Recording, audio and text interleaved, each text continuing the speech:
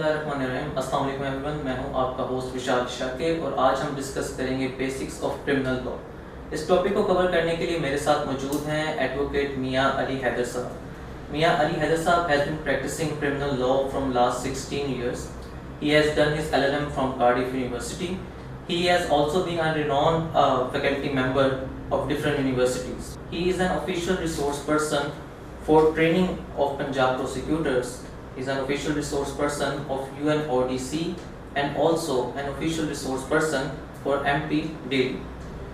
Sir, NLIC team और हमारे viewers की जानिब से हम आपको शो पे खुशामदीद कहते हैं और आपका शुक्र अदा करते हैं कि आपने अपने बिजी स्केड्यूल से हमारे लिए टाइम निकाला। Thank you so much, it's Indeed an honour for me कि मैं अपना जितना भी थोड़ा बहुत नॉलेज है मेरा उसके अंदर कोई कंट्रीब्यूट कर सकूं आपकी इस काविश के अंदर। So it's really honour for me. Thank you so much sir. Sir, आज हम बात कर रहे हैं बेसिक्स ऑफ क्रिमिनल लॉ के ऊपर। जैसे कि हमारे बहुत सारे व्यूअर्स लॉ स्टूडेंट्स हैं और यंग लॉयर्स हैं, तो उनकी रहनुमाई करने के लिए हम कोशिश ये कर रहे हैं कि बिल्कुल बेसिक्स लेवल से उनको आपकी नॉलेज से मुस्तफ़ीद किया जाए, उन्हें सिखाया जाए। तो मेरा सबसे पहले आपके से सवाल ये होगा कि क्रिमिनल लॉ के अंदर कौन कौन से स्टेक होल्डर्स होते हैं? क्रिमिनल लॉ तो नहीं शाकिर, अगर आप इसको देखें तो क्रिमिनल एडमिनिस्ट्रेशन ऑफ जस्टिस के मेरी अपनी अंडरस्टैंडिंग के मुताबिक और जो कुछ मैंने सीखा अपने फादर से, लॉर्डशिप मिस्टर जस्टिस मियां मोहम्मद जहांगीर, और सबसे बड़ी बात the person I really look up to justice फजल करीम साहब, अगर उनको देखा जाए तो वो डिफाइन करते हैं 5 स्टेक होल्डर्स किसी भी क्रिमिनल एडमिनिस्ट्रेशन ऑफ जस्टिस के, जिसके अंदर number 1 is the complainant which is represented by the prosecution, जिसमें आपका पब्लिक प्रोसिक्यूटर है जो स्टेट को कंप्लेनेंट के बिहाफ पर रिप्रेजेंट कर रहा है। Then you have the accused और उसका डिफेंस काउंसिल, तीसरा पब्लिक एट लार्ज, चौथा उसके अंदर पुलिस और पांचवा आपकी जुडिशरी। सो अगर कंबाइनली देखा जाए किसी भी important viable efficacious criminal administration of justice के अंदर अगर कोई रोल प्ले करता है तो वो ये 5 लोग होते हैं, और इन पांचों के पांचों पिलर्स का बहुत इंपॉर्टेंट रोल होता है क्रिमिनल एडमिनिस्ट्रेशन ऑफ जस्टिस के अंदर। और जो रेलिवेंट लॉज हैं इन पांचों को केटर करते हैं, जो भी क्रिमिनल एडमिनिस्ट्रेशन ऑफ जस्टिस के जितने भी लॉज हैं इन पांचों के पांचों को केटर करते हैं। सर, आपने क्रिमिनल एडमिनिस्ट्रेशन ऑफ जस्टिस के स्टेक होल्डर्स की बात की और अभी आपने बताया कि कुछ लॉज हैं जो इन 5 स्टेक होल्डर्स को केटर्स करते हैं। तो मैं आपसे पूछना चाहूँगा हमारे यंग लॉयर्स और स्टूडेंट्स के लिए कि कौन से ऐसे स्टैट्यूट्स हैं या कौन से ऐसे लॉज हैं जो बिल्कुल ज़रूरी हैं कि जिनके बगैर क्रिमिनल जस्टिस काम ही नहीं कर सकता या एडमिनिस्ट्रेशन ऑफ क्रिमिनल जस्टिस काम ही नहीं कर सकती, तो ये कौन से लॉज होंगे? अच्छा विशाल, सिंस आप लोगों की जो टारगेटेड ऑडियंस है वो यंग लॉयर्स हैं और ऐसे लॉ ग्रेजुएट्स हैं जो फ्रेशली ग्रेजुएट हैं और उनको अगर कोई गाइडेंस प्रोवाइड करनी हो या मेरे पास ऑफिस में कभी कोई एसोसिएट्स वगैरह आए अपनी इंटर्नशिप के लिए या एसोसिएटशिप के लिए, तो आई ऑलवेज रिकमेंड कि कुछ ऐसे लॉज हैं अगर आपने फौजदारी वकालत करनी है तो ये आपको अज़बर याद होने चाहिए। अब ये कहना आसान है लेकिन ये है इतना आसान नहीं, क्योंकि it takes a time, but यानी आपका फोकस इन लॉज के ऊपर होना चाहिए। और अगेन मैं जस्टिस फजल करीम साहब को कोट करते हुए सबसे पहले नंबर पे अगर किसी लॉ को रखूंगा तो आइन जो आपका पाकिस्तान है, दस्तूर पाकिस्तान का 1973, बिलखसूस उसके जो 20-25 आर्टिकल हैं वो डायरेक्टली और इनडायरेक्टली कमांड करते हैं, ऑपरेट करते हैं आपके क्रिमिनल एडमिनिस्ट्रेशन ऑफ जस्टिस को। और since it's the constitution and every other law takes it's birth from the constitution of Pakistan. So constitution के बाद आपके पास क्रिमिनल प्रोसीजर कोड है, आपके पास पाकिस्तान पीनल कोड है, कानून शहादत है, high court rules and order है, पुलिस रूल्स हैं, पुलिस ऑर्डर है, और इस तरह के जितने भी ये लॉज हैं इनके ऊपर आपकी एक अच्छी ग्रिप होनी चाहिए, क्योंकि during criminal administration of justice, चाहे वो बेल स्टेज हो, ट्रायल हो, पोस्ट ट्रायल प्रोसीडिंग हो, डायरेक्टली और इनडायरेक्टली इन तमाम के तमाम लेजिस्लेशंस का बहुत इंपॉर्टेंट रोल होता है एक अच्छे यानी क्रिमिनल एडमिनिस्ट्रेशन ऑफ जस्टिस के लिए। सो इस वजह से आई वुड रिकमेंड कि इन लॉज के ऊपर आपकी बहुत अच्छी ग्रिप होनी चाहिए। ठीक, इसके बाद हम आ रहे हैं उसके ऊपर क्रिमिनल एडमिनिस्ट्रेशन ऑफ जस्टिस के ऊपर। मेरा अगला सवाल आपसे ये होगा कि क्रिमिनल एडमिनिस्ट्रेशन ऑफ जस्टिस किन चीज़ों पे बेस करता है? ایک اچھے کرمنل ایڈمنسٹریشن آف جسٹس کے لیے میرا اپنا ذاتی خیال ہے اگر اس کو ڈائسیکٹ کیا جائے یا اس کی بائیفرکیشن کی جائے تو 3 قسم کے کمپوننٹس ہیں ایک اچھے کرمنل ایڈمنسٹریشن آف جسٹس کے. سب سے پہلے ایک آپ کا سبسٹینٹیو لا، دوسرے نمبر پہ آپ کا پروسیجر لا، اور تیسرے نمبر پہ آپ کا ایڈجیکٹو لا. اچھا اب ان تینوں کو ذرا کلاسیفیکیشن تو میں نے کر دی، 1 بائی 1 میں آپ کو بتاتا چلوں. جو سبسٹینٹیو لا ہے، ایکوٹی کا بڑا ایک فیمس میگزم ہے OB juice Abbey remedy, where there is a right there is a remedy. اور فوجداری وکالت میں آپ کی ریمیڈی پنشمنٹ کی صورت میں آپ کو ملتی ہے، جس نے جو بھی اوفینڈر ہے اس کو آپ کا رائٹ جو اس نے سلب کیا ہے. سو اس وجہ سے جب آپ سبسٹینٹیو لا کی بات کریں گے تو یہ 3-4 چیزوں کے اوپر بیس کرتا ہے. ایسا لا جو آپ کے رائٹس، ڈیوٹیز، آبلیگیشنز اور لائبلٹیز کو ڈیل کرتا ہو، اور اس کی پن پوائنٹڈ ایگزامپل اگر کوئی بنے گی that is Pakistan Penal Code. So Pakistan Penal Code فوجداری وکالت میں آپ کا ایک سبسٹینٹیو لا ہے because it talks about your right to life, کہ آپ کے ساتھ چوری نہیں ہو سکتی، آپ کے ساتھ ڈاکہ نہیں ہو سکتا، آپ کے تمام رائٹس. اور اسی طرح ہمارے اوپر جو آبلیگیشن ہے، جو لائبلٹی ہے، اگر کسی نے چوری کی ہے تو اس کی سزا اس کو لائے گی، is going to be liable for that. So اس وجہ سے ایک سبسٹینٹیو لا آپ کا ان 4 چیزوں کو کٹ. کورسپونڈنگلی اگر کسی سے پوچھا جائے کہ جی پروسیجر لا کیا ہے، تو حرف العام میں اس کی ڈیفینیشن یا اس کو ایکسپلین کرنے کے لیے وہ کہیں گے کہ ایسا لا جو پروسیجر دیتا ہو. بٹ اس کو میں اس طرح لیتا ہوں کہ آپ کا پروسیجر لا ایک ایسا لا ہے جو آپ کو آپ کے رائٹس، ڈیوٹیز، آبلیگیشنز اور لائبلٹیز کو گورن، میکنزم اور آپریٹ کرنے کا پروسیجر دیتا ہو عدالتوں کے اندر. That will be called as your procedure law. اور اس کی کلاسک ایگزامپل اگر آپ نے دیکھی نہیں ہو تو CRPC ہے، کہ وہاں پہ آپ کے رائٹس، ڈیوٹیز، آبلیگیشن، لائبلٹیز کی ڈائریکٹلی بات نہیں ہو رہی، بٹ آپ کو بتایا جا رہا ہے کہ FIR کیسے ہوگی، بیل کیسے کروانی ہے، ٹرائل کیسے ہوگا، کس قسم کا ٹرائل ہوگا، شہادت کیسے ریکارڈ ہوگی. سو وہ آپ کو ایک میکنزم پرووائڈ کرتا ہے اس سبسٹینٹیو لا کو عدالت میں ریگولیٹ کرنے کے لیے. بٹ تیسری چیز یہاں پہ which I learned it from my father وہ یہ ہے کہ آپ کا ایڈجیکٹو لا. ایڈجیکٹو لا کے بارے میں سب سے ایک اوور سمپلیفائڈ ایگزامپل آپ کو دیتا ہوں کہ قانون شہادت آپ کا جو آرڈر ہے 1984 کا یا ایویڈنس ایکٹ جو ہے، اس کو میں کیٹیگرائز کرتا ہوں ایز ایڈجیکٹو لا، بیکاز یہ لا فوجداری وکالت کے لیے اس قدر امپورٹنٹ ہے کہ اس کے بغیر آپ کے دونوں laws are redundant. They are not that valuable because adjective law وہ law ہوتا ہے جو آپ کے substantive law کو اور procedure law کو ایک support provide کرتا ہے. For instance, I can give you an example. کیسے؟ کہ examination in chief اگر آپ نے ریکارڈ کروانا ہے وہ کیا ہوگا، کیسے ریکارڈ ہوگا، آپ کو قانون شہادت بتائے گا. جبکہ کورسپونڈنگلی آپ CRPC میں دیکھیں تو آپ کو بتایا پروسیکیوشن اپنی ایویڈنس کال اپون کرے گی. جب ایویڈنس اپنی پیش کرے گی، جو PW ہوتا ہے پروسیکیوشن وٹنس، اس نے اپنا ایگزامینیشن چیف ریکارڈ کروانا تو وہ اس کے لیے اس کو قانون شہادت کیٹر کرتا ہے. اسی طرح کنفیشن کا ایک کانسیپٹ ہے کہ جی پولیس کے سامنے کنفیشن جو ہے انیڈمیسیبل ہے، قانون شہادت آپ کو بتا رہا ہے. سو اس وجہ سے آپ کا جو ایڈجیکٹو لا ہے یہ سپورٹ پرووائڈ کرتا ہے. سو اس پیرافیلیا کے اندر اگر دیکھا جائے تو آپ کا ایک کرمنل ایڈمنسٹریشن آف جسٹس آپ کے سبسٹینٹیو لا، آپ کے پروسیجر لا اور آپ کے ایڈجیکٹو لا کے اوپر بیس ہے. سر دنیا میں مختلف طرح کے لیگل سسٹمز پائے جاتے ہیں. ہم اپنی عدالتوں میں بھی دیکھتے ہیں کہ مختلف لیگل سسٹم کا حوالہ دیا جاتا ہے. انڈین لیگل سسٹم کا بھی حوالہ دیا جاتا ہے اور UK لیگل سسٹم سے ہم خود بھی بہت متاثر ہوتے ہیں. تو آپ بتائیے کہ اس ٹائم اس دنیا میں کس طرح کے اور کتنے لیگل سسٹم جو ہیں وہ گورن کیے جا رہے ہیں؟ وشال سسٹمس تو بہت زیادہ ہیں لیکن براڈلی جو دنیا کے اندر فالو کیے جاتے ہیں وہ 2 ہی لیگل سسٹم ہیں. ایک ایڈورسریل لیگل سسٹم ہے اور ایک انکوزیٹوریل لیگل سسٹم ہے. اچھا میں آپ کو بتاتا چلوں، اور اگین یہ میں ڈیٹیل میں نہیں جا رہا لیکن میں آپ کو اس کو اوور سمپلیفائی کر رہا ہوں. اور اوور سمپلیفیکیشن یہ میں کرتا ہوں کہ وہ تمام ممالک جہاں پہ برٹش امپائر نے رول کیا ہوا ہے لائک پاکستان، انڈیا، وہاں پہ ایڈورسریل لیگل سسٹم ہے. اور وہ تمام ممالک جہاں پہ رومن امپائر نے رول کیا ہوا ہے وہاں پہ انکوزیٹوریل لیگل سسٹم. اور اس کی کلاسک ایگزامپل آپ کو قانون شہادت کے آرٹیکل 117 سے ملے گی. اور ایک اگین لیٹن میگزم ہے ای کوئی افرمٹ نان ای کوئی نگیٹ انکمبنٹ پروبیشن. اس کا مطلب یہ ہے he who asserts must prove it, he who denies need not to prove it. کہ accused is a favorite child of law. اس کو اگر میں اوور سمپلیفائی کروں کہ جو assert کرے گا وہی ثابت کرے گا. So اس وجہ سے adversarial legal system is like that. اچھا, having said that, ایک سوال یہاں پہ یہ کھڑا ہوتا ہے کہ پاکستان کے اندر ہمارے پاس adversarial legal system ہے یا inquisitorial legal system.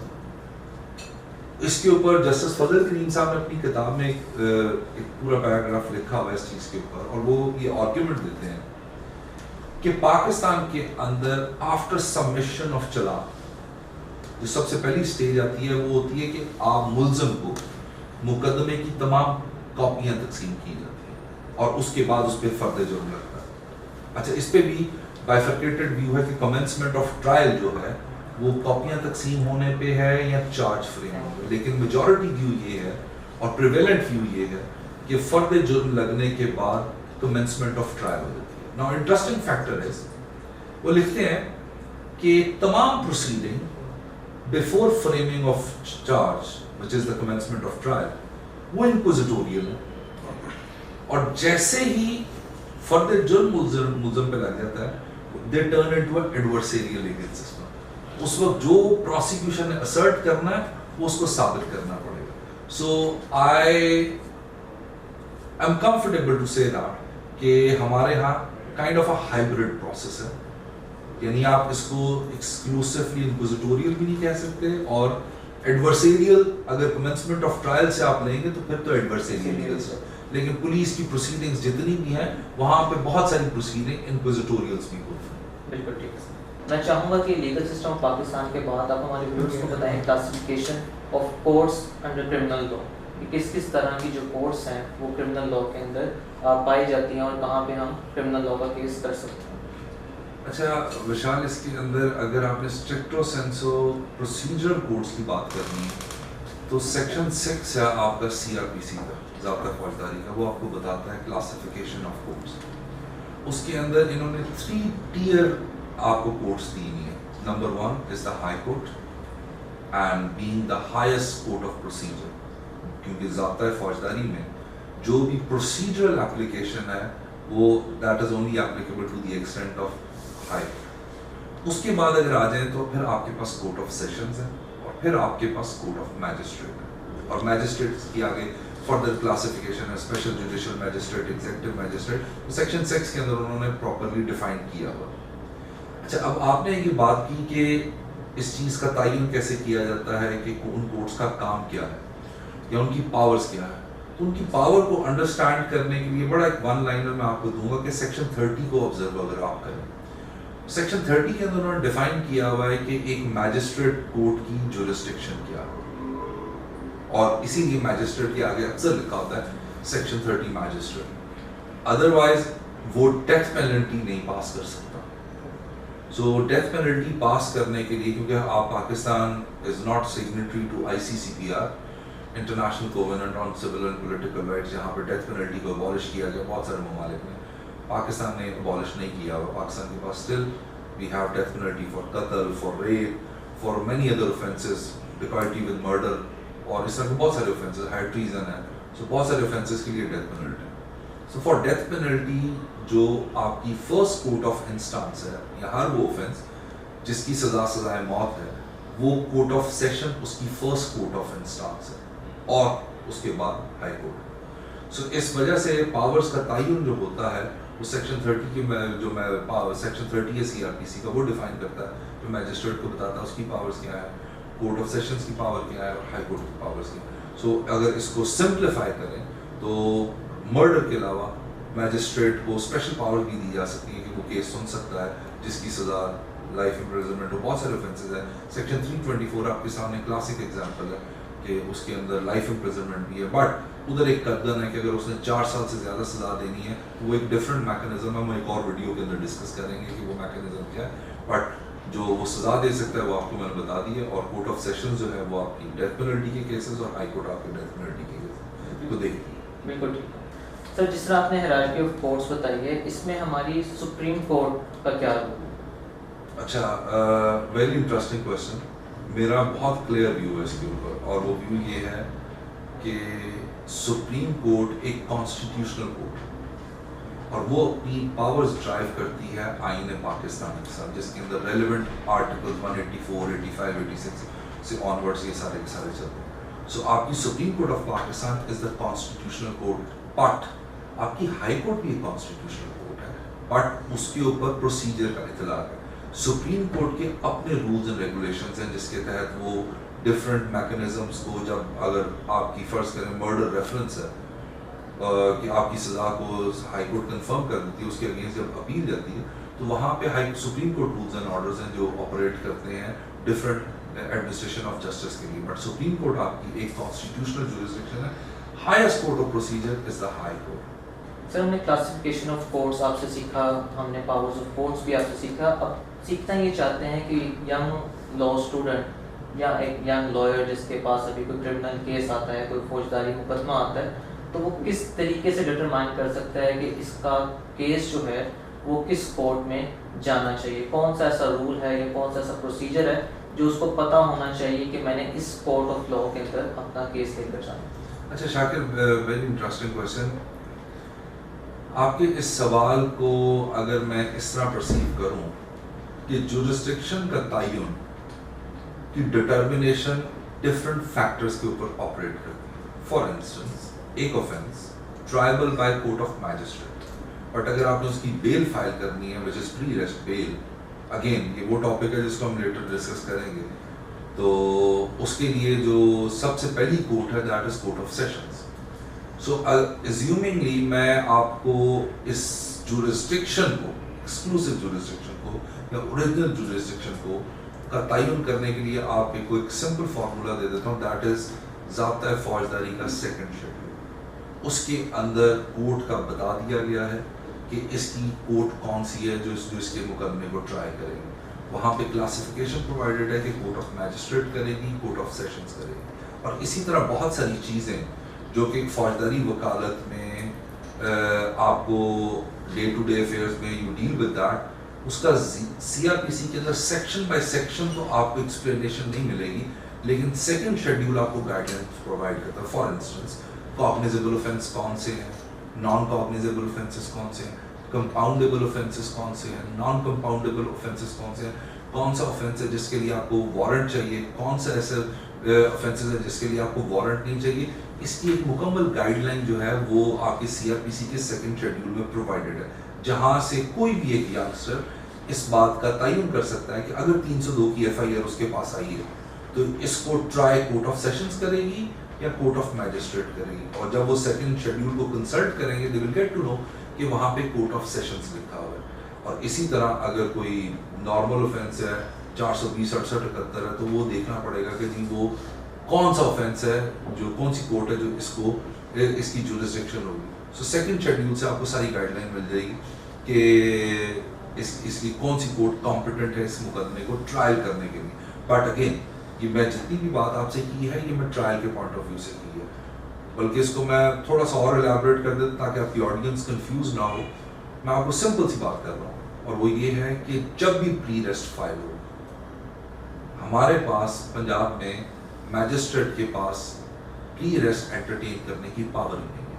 تو وہ پری ریسٹ جب بھی فائل ہوگی تو وہ کورٹ آف سیشنز کے پاس ہوگی. اور یس ونس آپ آفٹر ریسٹ بیل کے راؤنڈ کے اندر آتے ہیں تو پھر سیکنڈ شیڈیول کے مطابق جو کمپیٹنٹ کورٹ آف جورسڈکشن ہے جس نے اس کا ٹرائل کرنا ہے تو سب سے پہلے آپ اس کورٹ میں جا کے اس کی آفٹر ریسٹ بیل فائل کریں گے. بٹ اس کو ہم اگین ویڈیو میں ہم اس کو ایلیبریٹ کریں گے. سر سی آر پی سی اسکیڈول 2 کے اندر ہی اگر اس کالم میں میجسٹریٹ اور سیشنز کورٹ لکھا ہو، دونوں کورٹس کا ذکر ہو، تب کس کورٹ کے اندر ہم اس پہ کار کر سکتے ہیں؟ اگین وہ کہتے ہیں نا کہ لا کو اس طرح انٹرپریٹ کرنا چاہیے. اگین یہ خاصہ ہے آپ کے ایڈورسیریل لیگل سسٹم کا کہ جس سے فیور ایکیوزڈ کو ملتی ہو.